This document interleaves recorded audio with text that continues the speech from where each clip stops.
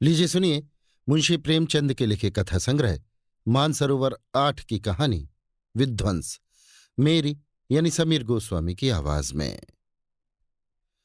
जिला बनारस में बीरा नाम का एक गांव है।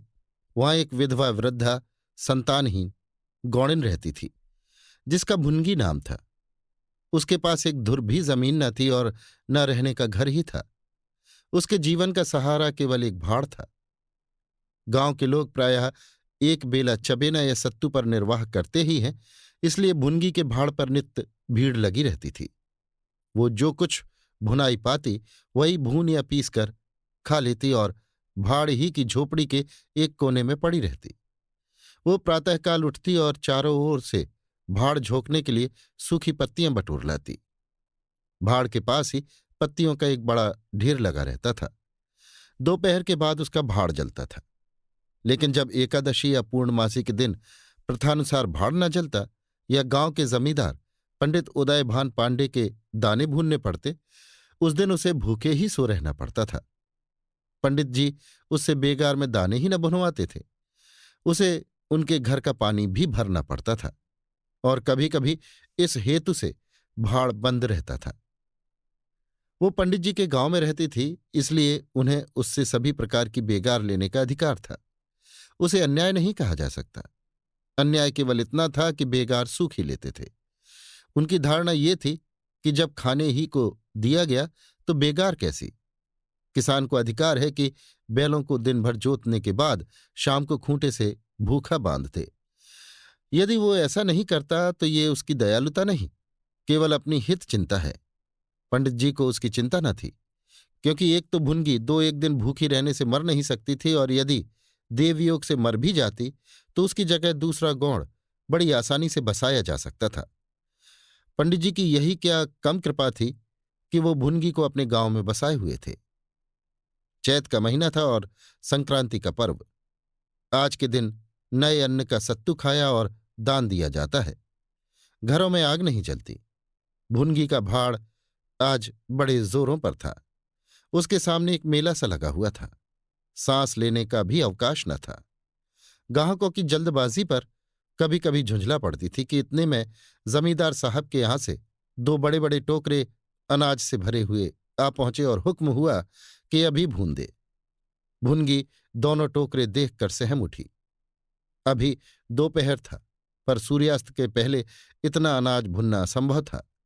घड़ी 2 घड़ी और मिल जाते तो एक अठवारे के खाने भर को अनाज हाथ आता।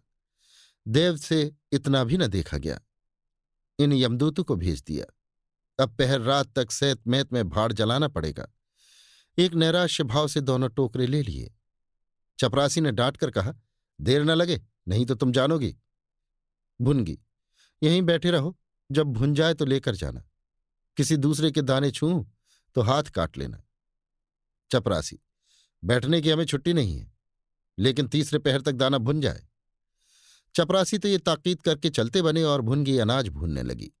लेकिन मन भर अनाज भूनना कोई हंसी तो थी नहीं। उस पर बीच बीच में भुनाई बंद करके भाड़ भी झोंकना पड़ता था। अतएव तीसरा पहर हो गया और आधा काम भी न हुआ। उसे भय हुआ कि जमींदार के आदमी आते होंगे, आते ही गालियां देंगे, मारेंगे। उसने और वेग से हाथ चलाना शुरू किया। रास्ते की ओर ताकती और बालू नान में छोड़ती चली जाती थी, यहां तक कि बालू ठंडी हो गई। सेवड़े निकलने लगे। उसकी समझ में न आता था क्या करे। न भूनते बनता था, न छोड़ते बनता था। सोचने लगी, कैसी विपत्ति है। पंडित जी कौन मेरी रोटियां चला देते हैं, कौन मेरे आंसू पोंछ देते हैं। अपना रक्त जलाती हूं तब कहीं दाना मिलता है, लेकिन जब देखो खोपड़ी पर सवार रहते हैं। इसलिए ना कि उनकी 4 अंगुल धरती से मेरा निस्तार हो रहा है। क्या इतनी सी जमीन का इतना मोल है। ऐसे कितने ही टुकड़े गांव में बेकाम पड़े हैं, कितनी बखरियां उजाड़ पड़ी हुई हैं। वहां तो केसर नहीं उपजती, फिर मुझी पर क्यों ये 8 पहर धौंस रहती है। कोई बात हुई और ये धमकी मिली कि भाड़ खोद कर फेंक दूंगा, उजाड़ दूंगा। मेरे सिर पर भी कोई होता तो क्या बौछारें सहनी पड़ती। वो इन्हीं कुत्सित विचारों में पड़ी हुई थी कि दोनों चपरासियों ने आकर कर्कश स्वर में कहा, क्यों रे, दाने भुन गए? भुनगी ने निडर होकर कहा, भून तो रही हूं, देखते नहीं हो। चपरासी, सारा दिन बीत गया और तुमसे इतना अनाज न भूना गया? ये तू दाना भून रही है कि उसे चौपट कर रही है? ये तो बिल्कुल सेवड़े हैं। इनका सत्तू कैसे बनेगा? हमारा सत्यानाश कर दिया। देखो तो आज महाराज तेरी क्या गति करते हैं। परिणाम ये हुआ कि उसी रात को भाड़ खोद डाला गया और वो अभागिनी विधवा निरावलंब हो गई। भुनगी को अब रोटियों का कोई सहारा न था। गांव वालों को भी भाड़ के विध्वंस हो जाने से बहुत कष्ट होने लगा। कितने ही घरों में दोपहर को दाना ही न मयस्सर होता। लोगों ने जाकर पंडित जी से कहा कि बुढ़िया को भाड़ जलाने की आज्ञा दे दीजिए, लेकिन पंडित जी ने कुछ ध्यान न दिया। वो अपना रौब न घटा सकते थे। बुढ़िया से उसके कुछ शुभचिंतकों ने अनुरोध किया कि जाकर किसी दूसरे गांव में क्यों नहीं बस जाती, लेकिन उसका हृदय इस प्रस्ताव को स्वीकार न करता। इस गांव में उसने अपने अदिन के 50 वर्ष काटे थे। यहां के एक एक पेड़ पत्ते से उसे प्रेम हो गया था। जीवन के सुख दुख इसी गांव में भोगे थे। अब अंतिम समय वो इसे कैसे त्याग दे, ये कल्पना ही उसे संकटमय जान पड़ती थी। दूसरे गांव के सुख से यहां का दुख भी प्यारा था। इस प्रकार 1 महीना गुजर गया। प्रातःकाल था। पंडित उदयभान अपने 2-3 चपरासियों को लिए लगान वसूल करने जा रहे थे। कारिंदों पर उन्हें विश्वास न था।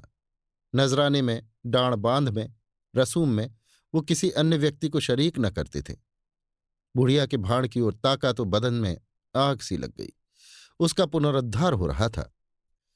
बुढ़िया बड़े वेग से उस पर मिट्टी के लौंदे रख रही थी।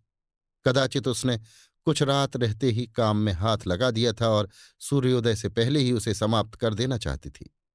उसे लेश मात्र भी शंका न थी कि मैं जमींदार के विरुद्ध कोई काम कर रही हूं। क्रोध इतना चिरजीवी हो सकता है, इसका समाधान भी उसके मन में न था। एक प्रतिभाशाली पुरुष किसी दीन अबला से इतना कीना रख सकता है? उसे उसका ध्यान भी न था। वो स्वभावतः मानव चरित्र को इससे कहीं ऊंचा समझती थी। लेकिन हाँ, हतभाग्नि, तूने धूप में ही बाल सफेद किए। सहसा उदयभान ने गरज कर कहा, किसके हुक्म से? भुनगी ने हक बका कर देखा तो सामने जमींदार महोदय खड़े हैं। उदयभान ने फिर पूछा, किसके हुक्म से बना रही हो? भुनगी ने डरते हुए बोला, सब लोग कहने लगे बना लो तो बना रही हूं। उदयभान, मैं अभी इसे फिर खुदवा डालूंगा। ये कहे उन्होंने भाड़ में एक ठोकर मारी। गीली मिट्टी सब कुछ लिए दिए बैठ गई। दूसरी ठोकर नांद पर चलाई, लेकिन बुढ़िया सामने आ गई और ठोकर उसकी कमर पर पड़ी। अब उसे क्रोध आया। कमर सहलाते हुए बोली, महाराज, तुम्हें आदमी का डर नहीं है तो भगवान का डर तो होना चाहिए। मुझे इस तरह उजाड़ कर क्या पाओगे? क्या इस 4 अंगुल धरती में सोना निकल आएगा? मैं तुम्हारे ही भले की कहती हूं, दीन की हाय मत लो, मेरा रोआ दुखी मत करो। उदयभान, अब तो यहां फिर भाड़ न बनाएगी? भुनगी, भाड़ न बनाऊंगी तो खाऊंगी क्या? उदयभान, तेरे पेट का हमने ठेका नहीं लिया है। भुनगी, टहल तो तुम्हारी करती हूं, खाने कहां जाऊं? उदयभान, गांव में रहोगी तो टहल करनी पड़ेगी। भुनगी, टहल तो तभी करूंगी जब भाड़ बनाऊंगी। गांव में रहने के नाते टहल नहीं कर सकती। उदयभान, तो छोड़कर निकल जा। भुनगी, क्यों छोड़कर निकल जाऊं? 12 साल खेत जोतने से असामी काश्तकार हो जाता है। मैं तो इस झोपड़े में बूढ़ी हो गई। मेरे सास ससुर और उनके बाप दादी इसी झोपड़ी में रहे। अब इसे यमराज को छोड़कर और कोई मुझसे नहीं ले सकता। उदयभान, अच्छा, तब कानून भी बघारने लगी। हाथ पैर पड़ती तो चाहे मैं रहने भी देता, लेकिन अब तुझे निकालकर तभी दम लूंगा चपरासियों से। अभी जाकर उसके पत्तियों के ढेर में आग लगा दो, देखें कैसे भाड़ बनता है। एक क्षण में हाहाकार मच गया। ज्वाला शिखर आकाश से बातें करने लगा। उसकी लपटें किसी उन्मत्त की भांति इधर उधर दौड़ने लगीं। सारे गांव के लोग उस अग्नि पर्वत के चारों ओर जमा हो गए। भुनगी अपने भाड़ के पास उदासीन भाव में खड़ी ये लंका दहन देखती रही। अकस्मात वो वेग से आकर उसी अग्निकुंड में कूद पड़ी। लोग चारों तरफ से दौड़े, लेकिन किसी की हिम्मत न पड़ी कि आग के मुंह में जाए। क्षण मात्र में उसका सूखा हुआ शरीर अग्नि में समाविष्ट हो गया। उसी दम पवन भी वेग से चलने लगा। ऊर्ध्वगामी लपटें पूर्व दिशा की ओर दौड़ने लगी। भाड़ के समीप ही किसानों की कई झोपड़ियां थीं। वो सब उन्मत्त ज्वालाओं का ग्रास बन गई। इस भांति प्रोत्साहित होकर लपटें और बढ़ीं। सामने पंडित उदयभान की बखार थी, उस पर झपटी। अब गांव में हलचल पड़ी, आग बुझाने की तैयारियां होने लगीं। लेकिन पानी के छींटों ने आग पर तेल का काम किया। ज्वालाएं और भड़कीं और पंडित जी के विशाल भवन को दबोच बैठी। देखते ही देखते वो भवन उस नौका की भांति जो उन्मत्त तरंगों के बीच में झकोरे खा रही हो, अग्निसागर में विलीन हो गया। और वो क्रंदन ध्वनि जो उस भस्माविशेष में प्रस्फुटित होने लगी, भुनगी के शोकमय विलाप से भी अधिक करुणाकारी थी। अभी आप सुन रहे थे मुंशी प्रेमचंद के लिखे कथा संग्रह मानसरोवर 8 की कहानी विध्वंस, मेरी यानी समीर गोस्वामी की आवाज में।